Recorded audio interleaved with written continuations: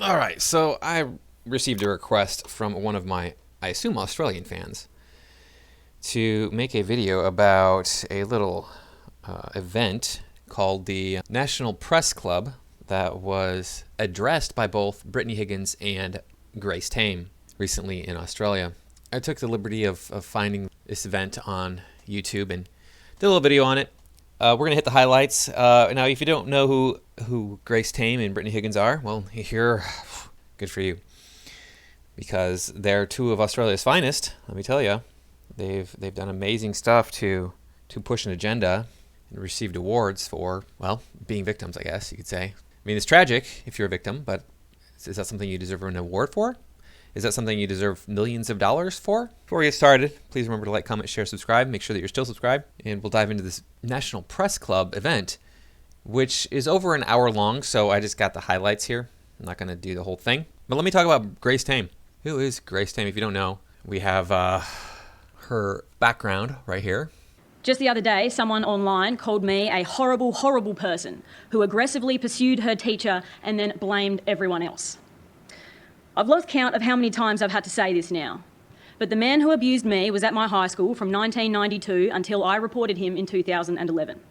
His first successful target was in 1993, and the school knew this before I was born. We're going to take a pause right there. This is a new accusation that's come out against the perpetrator of the crimes against her. She also blames now the school administrators, the principal, the two principals. One of them was female during this time period that she mentions. By the way, it's illegal for educators to not report this sort of thing to the police. They would lose their jobs and potentially be arrested and imprisoned for this. So why would they not go to the police and say something? I've spoken with 3 others he took advantage of before my time, and countless other women and men who bore witness to his predatory behaviour during his 18-year tenure, who, now wishing they hadn't, turned a blind eye. Who, now wishing they hadn't, smiled through it. Along with 28 multimedia files of child abuse material, which included 9 files of videos of adults penetrating children. The police found a trophy file of students, both in uniform and topless, on his computer, all of whom either came from broken homes like me or lived in a boarding house away from their families. And among the items that were assumed to be mine that were given back to me after the investigation was an envelope full of my own hair. But sure, I was the predator. It was all my fault. If I can still be shamed into believing that today, it's no wonder that even amid this national reckoning with all the empowerment it has generated for survivors, many still remain hesitant to publicly come forward with their stories. Okay. So this is her spiel. That was a bunch of stuff that was not true, according to my research on the case and the investigation, what I've come across. She was the only victim, and like I said earlier, if you're in education and you are witness to this crime happening, you have a legal duty to report this. Otherwise, you can be punished by the law in some manner. Of course, this has always been her story that I was completely and 100% innocent. I'm just an innocent victim. It was all perpetrated against me. And Mr. Bester, his story is quite the opposite. He says the only thing I did wrong was have a relationship with an underage person. Everything else was not. And I didn't do any of these heinous things that I've been accused of. And I'm guessing that the truth is somewhere in between. I'm leaning more towards Nico Bester because, hey, I've seen Grace Tame lie too many times. He claims about the 28 images on his computer that came along with some sort of illegal download that he got. He illegally downloaded a font, and then these images popped up on it, and he tried to get rid of all of them, but he couldn't. Okay, I've never heard of that happening, but whatever. Here's the deal, Grace. You were sneaking all around behind your family's back, your so-called broken family. You say it right here. Broken homes like me. Broken homes like me. Note that. She says, comes from a broken home. You were sneaking around without telling them where you were going, what you were doing. You were lying to them, telling them you were doing something else, going other places than where you were going. And those places you were going were to meet Nico Bester to continue your affair. So, I mean, you were enamored with this man. He was this beacon of hope in your life because you said it right here. You had a broken home. And she has used this to For those of you who don't know, who are watching from the United States, she's used these events, 6 months or so of this affair, to speak out and launch this campaign. She has her own foundation, Grace Tame Foundation, and she's worth millions of dollars now. At least $1.5 million, which is not millions, but still, that's a lot of money, a lot more money than I'm worth. A lot more money than probably most of you out there listening to this are worth. That's who she is, and she has all this great notoriety because of it, because of the lies, because of the dishonesty, the exaggeration, their hyperbole, all that. Now, this right here is Brittany Higgins. She was working in politics. That was her dream job, to work in politics. And then she was supposedly victimized by a man in the, one of the offices. I don't remember which one, office of the Prime Minister, maybe? I don't know. Well, let's take a look and see what she has to say here. Maybe this will shed some light on her situation. Then or since. What bothered me most about the whole imagine if it were our daughter's spiel wasn't that he necessarily needed his wife's advice to help contextualize my rape in a way that mattered to him personally. All he could do, and that's how he realized it was a bad thing. I didn't want his sympathy as a father. I wanted him to use his power as Prime Minister. Okay, so there she is talking about the Prime Minister not using his power. What was the Prime Minister not using his power to do? He was not using his power to punish her attacker. But, that's not his job. His job is not to mete out justice. His job is to administer the country. Administering the country and skinny dipping, of course. That's a bloody outrage, it is! I want to take this all the way to the Prime Minister! Hey! Mr. Prime Minister! Andy! Aye, mate. What's a good word? There are laws in Australia. And hey, you know what? Hey, I'm not Australian. I've never been to Australia, but I'm going to go out on a limb here. All those of you who are listening to this from Australia can go ahead and correct me in the comments when I say this, because I'm sure I'm totally wrong because I'm not from Australia. There are laws in Australia against this sort of crime. I'm guessing that it's considered like extremely bad to do this sort of thing to another human being. I'm thinking it's like super bad. Like it's one of the worst things you can do. And so then what would happen would be that she would go to the police, and then the police would take care of it from there. Not to the Prime Minister. What is he supposed to do? He can't play judge, jury, and executioner. That's illegal. He can't play police officer. That's illegal. He can play Prime Minister. I don't know if he's playing. I don't know if he's doing a good job. Probably not doing a very good job. Most politicians are so unskilled they can't even do their job of being a politician. But I've seen the interview with the security guard that night, and the security guard says, yeah, I saw her naked. Yeah, she seemed like she was drunk. Very drunk. She couldn't put on her shoes. And I don't know if Brittany Higgins was attacked or if it was consensual, but we do see a lot of false accusations happening in the world.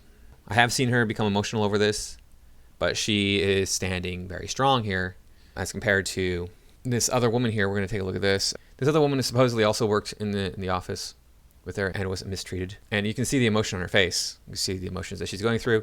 Now, maybe she's acting. I don't think so. I mean, why? What? I don't know. I don't know her situation, her story. Maybe she's gaining brownie points for laying up these accusations against this political office. But I wanted to show you that people can have an emotional response and do have an emotional response to these sorts of situations when they are, forced into them. People, see, she's almost breaking down in tears, just remembering the events. Whereas, well, okay, so Brittany's getting a little bit emotional here. As you can see, she's getting a little emotional here, but who knows? Who knows if she's lying or not? I don't have a crystal ball. They talk mostly about stuff that it doesn't need to be talked about. We can take a look at some of that stuff too. I want to close by saying that for all the fear and anger and sadness that my time in politics has brought me, it didn't take away my belief in Australia, my faith in our democracy. I know our country can do better for women and girls. I know our parliament will be a better, stronger place if more women are ministers and members and senators and staffers. I know change is possible. And as long as there are people like Grace Tame and Rosie Batty and Saxon Mullins and Chanel Contos and Danya Marty and the amazing team at the ANU Global Institute for Women's Leadership, I know that change is coming. So what change is she talking about? She's talking about a change in the mistreatment of women and children. Well, these things are already illegal. And these people think that, hey, you know what? We have to teach men not to do this. Men just don't know. They're just stupid. They don't know. They don't know they're not supposed to treat people this way. That's what it is. Now, everybody knows you're not supposed to treat people this way. Everybody already knows. You know this when you're very young.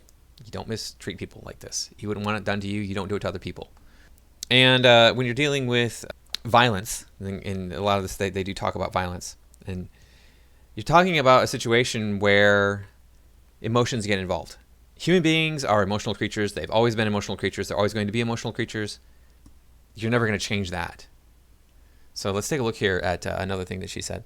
Women with disability across Australia experience significantly higher levels of all forms of violence. For example, 9 out of 10 women with an intellectual disability report experiencing sexual assault. And Aboriginal and Torres Strait Islander women are 32 times more likely to be hospitalised and 11 times more likely to die due to assault. Okay, 9 out of 10 women with a mental disability. All right, so 2 things could be going on here. 1, these women with this mental disability don't realize that they're not actually being assaulted, so their assaults are exaggerated because they have a mental disability. They don't understand, what is okay and what is not okay. Number 2 is, of course, they're more likely to be taken advantage of because they don't have the mental capacity to defend themselves or the mental capacity to avoid these situations.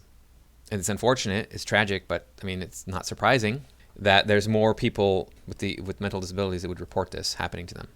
I find it hard to believe that it's 9 out of 10 legitimate, actual things happening. That seems really too high to me, but what do I know? And then she talks about, the Aboriginal people are more likely to be hospitalized when they are exposed to this domestic violence. Yeah. But I thought that, Whitey was the bad guy. I thought that Whitey was really he's just the worst. None of this stuff actually happened before white people came along, right? Everybody was just like kumbaya and it was a paradise, right? That's how it worked out.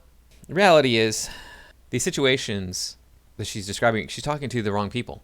I did not see a person in the room who was not white. That's not true. I have to take it back. We're going to look at a clip from one of the reporters who she appears to be from some sort of Middle Eastern country, maybe India, I don't know. So that will be the one person in the room who was not. Everybody else was white, and it's like they're giving this National Press Club speech to people who don't need to hear it. Teaching people not to overreact to their emotions, that's a hard sell.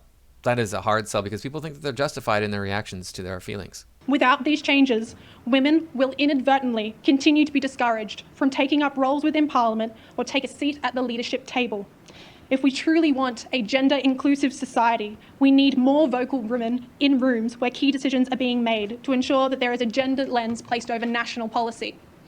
This starts with the implementation of the Jenkins Review. Right, so I bring this up because Brittany Higgins is insane when it comes to gender ideology. I may have been naive, but up until 2021, I truly didn't realise that gender was still a defining feature of my humanity. I thought of myself as a university student, a government employee, an Australian, but I've now been forced to come to terms with the fact that my gender is still a key feature of my personhood to some people. No, it's not a key feature of your personhood to some people. It's a key feature of your personhood to all people. All people understand gender, whether they admit it or not. And I am defined as a male. You are defined as a female. That is part of our identity, whether you like it or not. And I'm sorry to tell you that this is just the way it is, and this is the way it's always going to be. We are a sexually dimorphic species. Can you imagine what it would be like if we were not? Ugh, that would be just awful. Ugh. You find somebody who's androgynous, attractive. Ugh. Ugh. I like that there's differences between the genders. That's to the spice of life, I could say. Now, there was another point that was brought up here by both of them that was just so wrong. Let's take a look at that. Both have had many vulnerable people contacting you both. When you look at the debate over gay, lesbian and trans students, do you think the Parliament is doing enough to protect their rights? No. Yep. What? Why does one group of people have more of a right to be themselves than another? That's what I have to ask the government.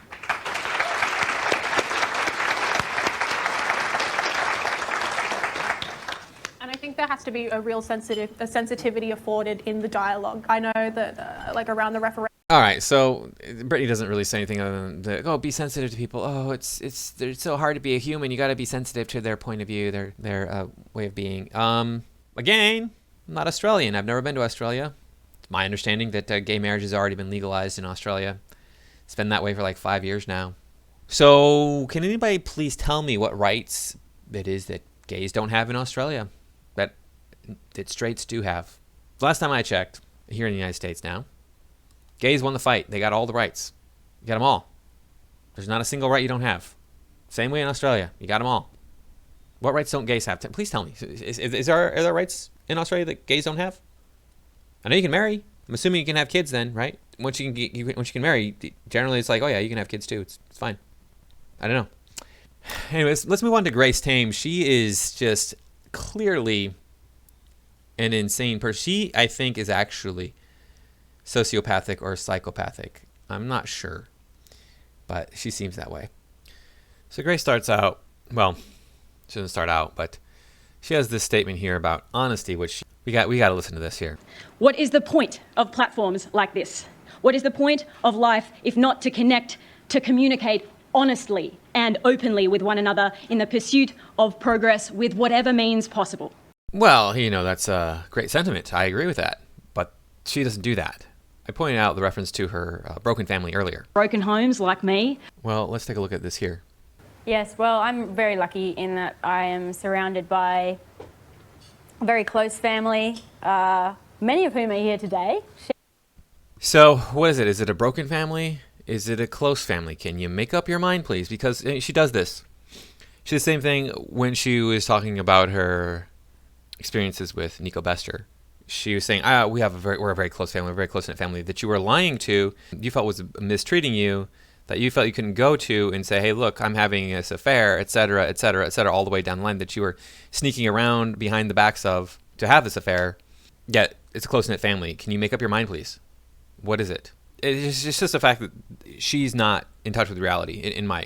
She was so close to her family that she actually moved halfway around the world to get away from them. She admits she started using drugs, drinking, and cutting herself. I've seen her admit this. It sounds like a person with a very tight family to me, doesn't it to you? I mean, from what I've seen, people who have these really close families, these strong family ties, they don't do that sort of stuff. We have another thing that I definitely want to talk about regarding Grace, and that is this phone call that she got here. Check this out. On the 17th of August last year, not 5 months after being named Australian of the Year, I received a threatening phone call from a senior member of a government-funded organisation asking for my word that I wouldn't say anything damning about the Prime Minister on the evening of the next Australian of the Year Awards. You're an influential person. He'll have a fear, they said. A fear? What kind of fear? I asked myself. A fear for our nation's most vulnerable? A fear for the future of our planet? And then I heard the words, with an election coming soon. And it crystallised. A fear for himself and no one else. A fear that he might lose his position, or more to the point, his power. Sound familiar to anyone? Yeah, so politicians deal with this all of the time. There's been plenty of stuff said about the Prime Minister of Australia in the public media. I'm living in America and I've heard it. So if I've heard it, then I'm sure most Australians have heard it too. Now let's continue on with this little fiasco here. I don't believe this is true. Let me just say that before we move on. Actually, oh my gosh, you got a mysterious phone call from somebody in a high position in a government office. Ooh, I can make that claim too. Hey, I got a mysterious phone call. In fact, I got this mysterious phone call. Check this out. This happened to me. Got a mysterious phone call. It was from a number I didn't recognize. And there was a lady on the other line saying that there was a warrant out for my arrest because I sent over $200,000, almost $300,000, to a country in South America, which, as far as I know, is not illegal, right? I mean, I'm allowed to send money anywhere I want to in the United States or in the world. But there was a warrant out for my arrest for this, and I had to pay the money, the $80,000 or else I was going to be arrested. Like, yeah, that sounds legitimate. Let me get right on that. I got the money right here in my bank account. Yeah, okay. Most people don't have that much money laying around. Most people in the United States don't have that much money just lying around that they can give that out. So who they think they're dealing with, I don't know. And the people who do have that kind of money are probably savvy enough to go, yeah, you're lying. Goodbye. I don't know what kind of scam that was, but whatever. Anyway, moving back on to Grace Tame, I want to take a look at another part of this supposed mysterious phone call from a high-positioned individual. So I need to set this up. Grace is asked what she said to this high-rank individual who called her, what she said to that person in response to them not saying, don't say anything about the Prime Minister, he'll have a fear. So let's see what she says. Question is that I act with integrity. That's it. And you have to tell us what you said back to that person.